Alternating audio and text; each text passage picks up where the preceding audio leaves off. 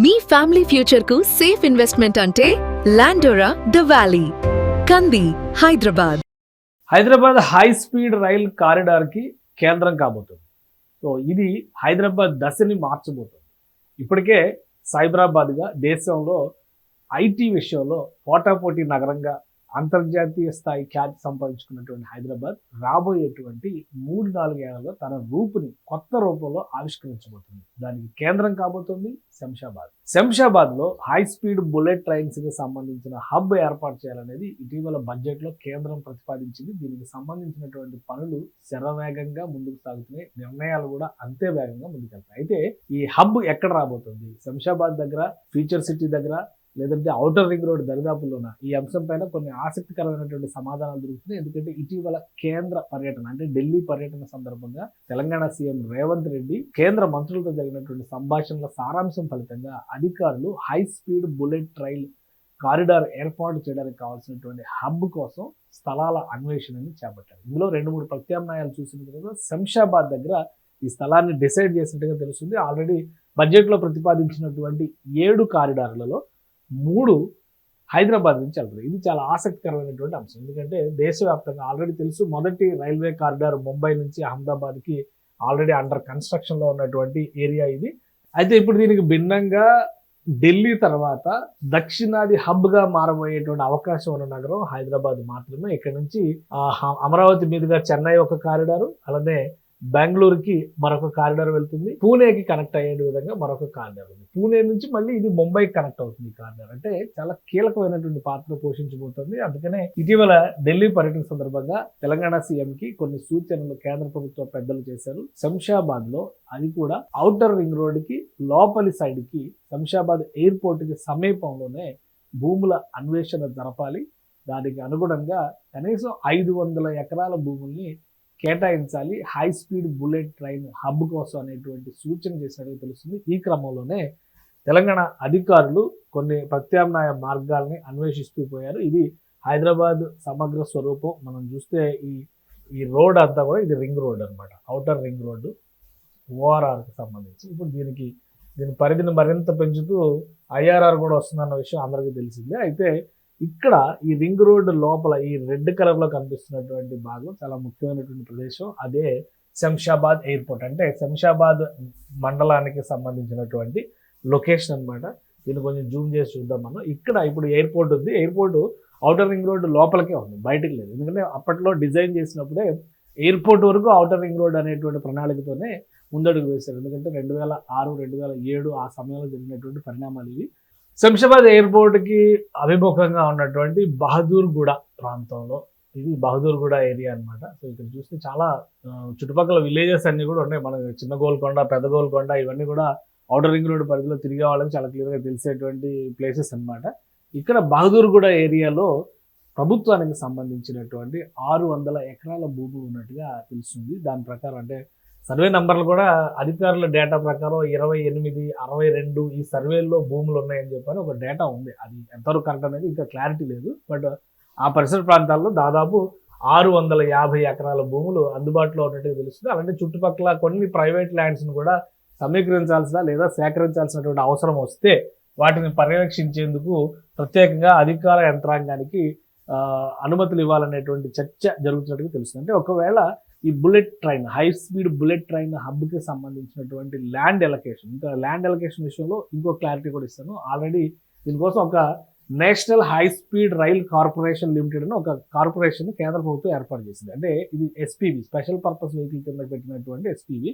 దీని పరిధిలోనే నిర్మాణం మొత్తం జరుగుతుంది. అంటే రాష్ట్ర ప్రభుత్వానికి సంబంధం లేదు, రైల్వేస్కి సంబంధం లేదు. కేంద్రం నేరుగా అనుమతులు ఇస్తుంది, ఫండ్స్ కూడా కేంద్రం సమకూరుస్తుంది, ప్రైవేట్ పార్ట్నర్షిప్ కూడా ఇందులో ఉంటుంది. అలానే జపనీస్ కంపెనీస్తో, కొన్ని జైకా లాంటి సంస్థలతో నిధులు సమీకరించేటువంటి ప్రయత్నాలు జరుగుతున్నాయి. ఎందుకంటే ఈ ప్రాజెక్ట్ కంప్లీట్ చేయాలంటే లక్షల కోట్లు అవసరం అవుతుంది. ఒక్కొక్క ట్రాక్కి దాదాపుగా 80,000 నుంచి 1,00,000 కోట్ల వరకు ఖర్చు అవుతుందని చెప్పని అంచనా వేస్తున్నారు. కాబట్టి ఇది కంప్లీట్గా సెంట్రల్ గవర్నమెంట్ స్పాన్సర్డ్ ప్రాజెక్ట్ కింద మారిపోతుంది. ఇది ముంబై అహ్మదాబాద్ హై స్పీడ్ రైలుకి సంబంధించినటువంటి ముఖ చిత్రం అనమాట. ఇదే తరహాలో ప్రతి ట్రాక్ని అప్పగించాలి. ఇప్పటి వరకు హైదరాబాద్కి సంబంధించి ట్రాక్ విషయంలో, అంటే రూట్ వెళ్ళేటువంటి విషయంలో ఒక క్లారిటీ ఉంది. ఎందుకంటే ఈ ట్రైన్స్ ఏ విధంగా వెళ్తాయి, ఈ హై స్పీడ్ బుల్లెట్ ట్రైన్స్ ఏ విధంగా వెళ్తాయి అనే దాని మీద ఒక క్లారిటీ ఉంది. దీనిపైన సౌత్ సెంట్రల్ రైల్వే వర్క్ చేసింది. ఇదంతా సౌత్ సెంట్రల్ రైల్వే పరిధిలోకి వస్తుంది కాబట్టి వర్క్ చేసింది. సో హైదరాబాద్, నల్గొండ, సూర్యాపేట, నందిగామ మీదుగా గుంటూరు అంటే అమరావతి, గుంటూరు మీదుగా చీరాల, ఒంగోలు, నెల్లూరు, శ్రీ సిటీ మీదుగా చెన్నైకి వెళ్ళడం, ఇది ఒక ట్రాక్.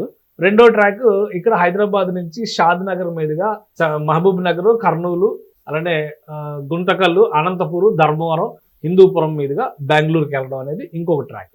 తర్వాత చెన్నైకి వెళ్ళేటప్పుడు బెంగళూరు చెన్నై కనెక్టింగ్ ట్రాక్ కూడా ఉంది. ఇది చిత్తూరు మీద నుంచి వెళ్తుంది. ఈ రెండింటినీ కలిపే విధంగా తిరుపతికి కనెక్టింగ్ పాయింట్ కింద ఒక 70 కిలోమీటర్ స్ట్రెచ్ ఏదో అడుగుతున్నారు చంద్రబాబు నాయుడు. అది వేరే విషయం, అది ఏపీ సీఎం అడిగినటువంటి విజ్ఞప్తి అన్నమాట. కానీ ఇక్కడ ఈ ల్యాండ్ ఎక్విజిషన్కి సంబంధించినటువంటి ప్రాసెస్, అలానే రూట్ సర్వేకి సంబంధించినటువంటి డేటా, ఇదంతా కూడా సౌత్ సెంట్రల్ రైల్వే ఇప్పటికే హై స్పీడ్ రైల్ కార్పొరేషన్కి హ్యాండ్ ఓవర్ చేసింది. అంటే బడ్జెట్లో ఈ అనౌన్స్మెంట్ వచ్చిన వెంటనే ప్రాసెస్ మొదలైంది.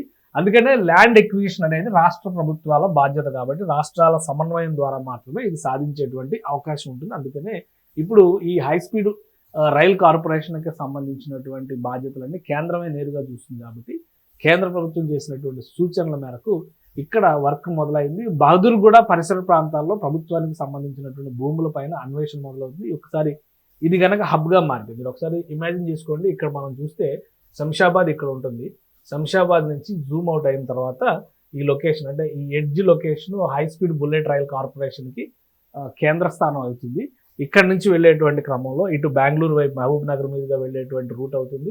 అలానే ఇటు చౌటుప్పల్ మీద నుంచి సూర్యాపేట మీదుగా వెళ్ళేటువంటి రూట్ ఇంకోటి అవుతుంది. ఈ రెండింటితో పాటు ఇది ఎందుకు హబ్ అవుతుందంటే ఇటు నుంచి మళ్ళీ పూణేకి ఒక రూట్ వెళ్తుంది. అది ముంబైకి కనెక్ట్ అయ్యేటువంటి రూట్ అవుతుంది. సో ఇదే లింక్ని మనం భవిష్యత్తులో చూస్తే మొత్తం ఈ ప్రణాళికకి సంబంధించి కేంద్ర ప్రభుత్వం ఇచ్చినటువంటి టార్గెట్ 2034 కల్లా ట్రైన్ పరిస్థితి. సరే ఒక ఏడాది, రెండేళ్ళు డిలే అనేది మన ప్రాజెక్టులో సర్వసాధారణం అనుకుంటే కనుక 2035 నాటికైనా కానీ ఈ ట్రైన్స్ పరిగెత్తేటువంటి అవకాశం ఉంటుంది. ప్లస్ దీన్ని రాబోయేటువంటి రోజుల్లో ఇది ఢిల్లీ తరహాలో హబ్ ఎందుకు అవుతుంది అనేటువంటి విషయాన్ని మనం ఒకసారి చూస్తే కనుక హైదరాబాద్ ఇక్కడ సెంట్రల్ పాయింట్లో ఉంటుంది కాబట్టి నార్త్ని కనెక్ట్ అవ్వాలంటే మళ్ళీ ఈ నాగపూర్ మీదుగా, భోపాల్ మీదుగా ఢిల్లీకి వెళ్ళేటువంటి లైన్ కూడా మళ్ళీ హైదరాబాద్ నుంచే వెళ్లాల్సినటువంటి అవసరం ఉంటుంది. ఎందుకంటే Hyderabad is the key city. ఇక్కడ నుంచి ఢిల్లీకి ప్రయాణాలు ఎక్కువ ఉంటాయి. తర్వాత చూస్తే దీన్ని మళ్ళీ ఇదే రూట్ ఇటు పక్కన చూస్తే ఇటు పక్కన విశాఖపట్నం హబ్ తయారయ్యేటువంటి అవకాశం ఉంటుంది. సో మొత్తం కలకత్తాకి వెళ్ళాలన్నా కానీ రాయ్పూర్ మీదుగా విశాఖపట్నానికి ప్రణాళిక చేయడానికి అవకాశం ఉంటుంది. ఎందుకంటే ఇవి రెండు కూడా ఇండస్ట్రియల్ హబ్స్ కింద కనెక్ట్ కాబోతున్నాయి త్వరలో అనేటువంటి చర్చ.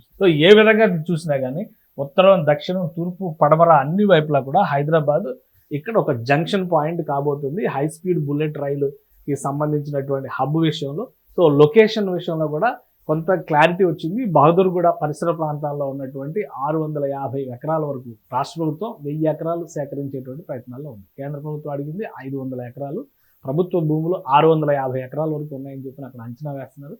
చుట్టుపక్కల ఉన్నటువంటి మరొక 300 ఎకరాల వరకు కూడా సమీకరిస్తే భవిష్యత్ అవసరాల కోసం, ఎందుకంటే ఒకసారి బుల్లెట్ ట్రైన్ వస్తే వేలాది ఉద్యోగాలు, లక్షలాది ఉపాధి మార్గాలు పెరుగుతాయి అనేటువంటి అంచనా వేస్తుంది. అదే హై స్పీడ్ రైల్ అంటే 2 ఐటీ కారిడార్లు హైదరాబాద్, బెంగళూరు కనుక కనెక్ట్ అయితే 2 గంటల్లో ప్రయాణం చేసేటువంటి పరిస్థితి వస్తే కనుక ఇది ఎకనామికల్ గా చాలా ప్రోగ్రెస్ అవ్వడానికి అవకాశం ఉంటుందని చెప్పి అంచనా వేస్తుంది. సో భవిష్యత్ అవసరాలు అన్నింటినీ దృష్టిలో పెట్టుకుని రాష్ట్ర ప్రభుత్వం దీన్ని కూడా సీరియస్ గా తీసుకుంది. బహదూర్గూడ పరిసర ప్రాంతాల్లో సమీకరించబోయేటువంటి భూముల ద్వారా హై స్పీడ్ రైల్ కార్పొరేషన్ మొత్తంగా టార్గెట్ పెట్టింది 6 నెలల్లో పనులకి సంబంధించి భూమి పూజ కార్యక్రమం జరిగేటువంటి అవకాశం ఉంది. అంటే ఫస్ట్ ఒక హబ్ ఏర్పాటు, ఆ తర్వాత రూట్ అరేంజ్మెంట్కి సంబంధించినటువంటి ప్రక్రియ జరుగుతుంది. కానీ సౌత్ సెంట్రల్ రైల్వే పరిధిలో ఉన్నటువంటి ఫైల్ ప్రాసెస్ మొత్తం కూడా హై స్పీడ్ రైల్ కార్పొరేషన్కి హ్యాండ్ ఓవర్ చేశారు కాబట్టి వీలైనంత వేగంగా ఈ పనులు ల్యాండ్ అవ్వడానికి అవకాశం ఉంది. అందుకే భూసేకరణ విషయంలో కూడా రాష్ట్ర ప్రభుత్వం దూకుడుగా వ్యవహరిస్తారు.